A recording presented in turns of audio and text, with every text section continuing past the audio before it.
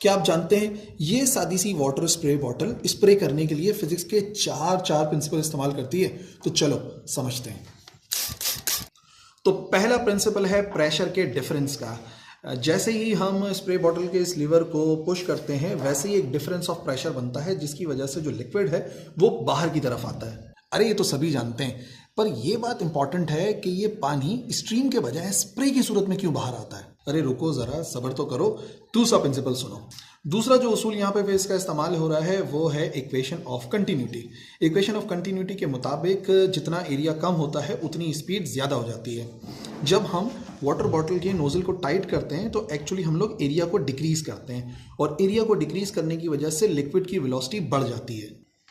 और दूसरा है बर्नौलीज प्रिंसिपल, जिसके मुताबिक जितनी फ्लूइड की स्पीड बढ़ जाती है उतना प्रेशर डिक्रीज होता है। तो छोटा एरिया होने की वजह से लिक्विड की वेलोसिटी बढ़ती है और नतीजे में जो प्रेशर होता है यहाँ पर डिक्रीज हो जाता है। तीसरी बात, ये sudden decrease of pressure actually cause करता है सरफेस टेंशन को ब्रेक करने के लिए और इस वजह से जो स्ट्रीम है वो ब्रेक हो जाती है, पार्टिकल्स दूर दूर हो जाते हैं।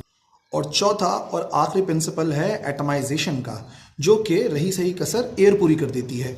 जैसे ही लिक्विड यहाँ से बहुत ही कम प्रेशर के ऊपर बाहर आता है तो नतीजे में जो बाहर की एयर है वो इस लिक्विड के साथ मिक्स होकर पार्टिकल्स को छोटे छोटे पार्ट्स में तोड़ देती है और इसी वजह से हमें जो लिक्विड मिलता है वो स्प्रे की फॉर्म में मिलता है।